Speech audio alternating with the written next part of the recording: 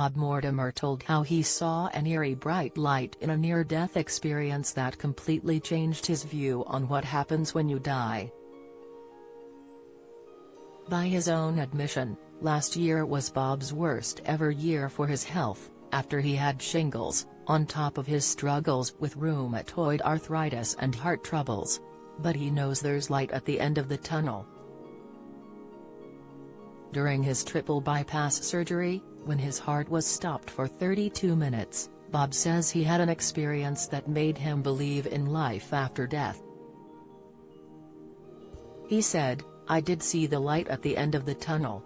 I experienced going towards the light and feeling happier than I have ever felt, ever.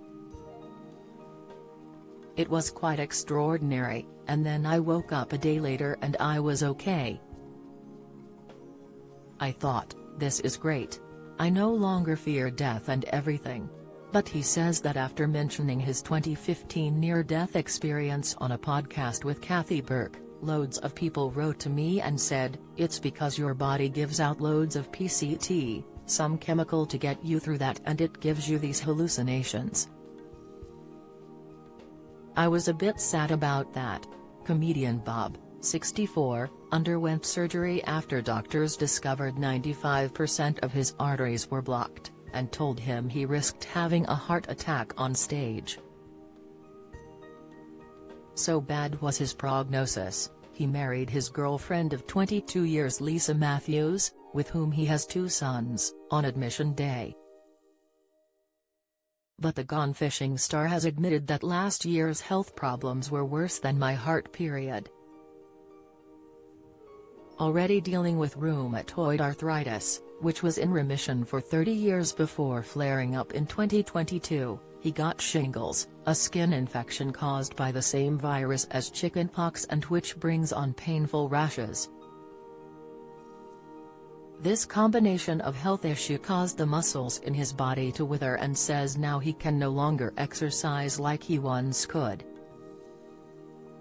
He estimates that as much as 80% of the muscles in his legs have been lost due to his illness, and fears he may never run again. Hit show Gone Fishing was born after Bob's friend Paul Whitehouse invited him to get out of the house following his heart surgery.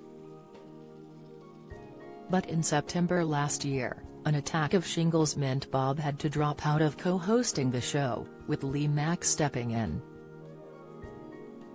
The change led to a backlash from viewers after Lee chose to fish with a magnet instead of a hook, as he is a vegan, while others complained about the lack of on-screen chemistry. Speaking at the recording in London's Leicester Square Theatre of a podcast with Richard Herring, due out in June, Bob said, "Lee was going to be on the show anyway. But I felt a bit rotten as some people didn't like it. But there you go, that is the world we are living in, isn't it?" The hugely popular BBC Two show, now on its 8th series, follows Bob and Paul as they go fishing around the UK while sharing hilarious tales from their lives. Bob, who has known Paul for 30 years, thinks the format works because they are genuine lifelong friends. He said, "I've worked with Paul since 1989, it is something you can't do as a pretense. I think people enjoy watching our genuine friendship. Nothing happens on the show, but it is nice to have it on in your front room. We make the UK look beautiful and we fish for 6 hours, so the crew can go off and take shots. The success is the friendship." He admits his health problems are still causing him to suffer, and often to need hospital treatment. "I am not very well. I am not very healthy at the moment," he told Richard Herring. "I did a show last week, a fishing show, and there was only 2.5 days filming, and I did it Tuesday, Wednesday and half of Thursday, and I was in hospital on the Saturday. I am sorry, I should not have said that, should I? It's a real downer." Middlesbrough-born Bob's rise to fame has been more than a little unconventional. After leaving school, he studied law at Sussex University before starting a punk band, Dog Dirt, and becoming a solicitor for Southwark Council in London. After moving to a private practice in Peckham, his work helping council tenants who had cockroach infestations led to him being dubbed the Cockroach King. In 1986, he went to see a show by comic Vic Reeves, real name Jim Moyer, and the two formed a band. Bob began to perform on Vic's show, then the pair formed a double act, Reeves and Mortimer. The duo made their TV debut in 1989 on comedy chat show 1 Hour with Jonathan Ross, before capturing the public with their own shows, Reeves and Mortimer and Shooting Stars.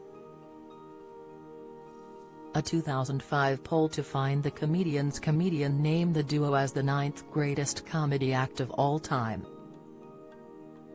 Bob, a regular on panel shows like Would I Lie to You and Taskmaster, insisted he will never try to take a live show around the country again without Vic, but admitted the two have drifted apart. He said, "Jim used to take me to museums when we were on tour, or we used to go to the cinema with Matt Lucas. When I was on stage all I could think about was getting off stage. I had no memory of it and I hoped it went okay. Would I like to do it? I don't know. A lot of people tell me it is not fun touring on your own and that keeps me strong. I get on well with Jim. We did his Painting with Birds show before Christmas and we are doing our own little things at the moment." As you get older you think of all the lovely people I have known and I don't see them anymore. It just seems to happen. We had a right laugh. And he says he isn't impressed with the stand-up comedians of today. Stand-up isn't great, is it? It is quite to be hard to be funny for 50 minutes. I was brought up with people like Tommy Cooper, who was incredibly funny for 20 minutes. The greatest live show I ever saw was Harry Enfield, but it was no surprise his show was only 25 minutes long. I've a bee in my bonnet about the Oxbridge comedians. I can't believe the funniest people went to Oxbridge. Bob and his madcap brand of humor have remained in demand and work has never dried up. He was the voice of the bulldog in Churchill Insurance adverts, played Frank in the E4 sitcom Drifters, wrote a comic novel, The Satsuma Complex, and released an autobiography. What he didn't expect was to be chosen to interview Paul McCartney for the release of the former Beatles' new book, The Lyrics, a few years ago, and admits he was starstruck. He recalls, "I wanted to turn it down. When I said that to the wife she said what? And she brought it home to me." Paul was amazing. He must put in so much effort to make this little oik make him think he is alright, and that is a lovely thing he still bothers to do. Follow Mirror Celebs on TikTok, Snapchat, Instagram, Twitter, Facebook, YouTube and Threads.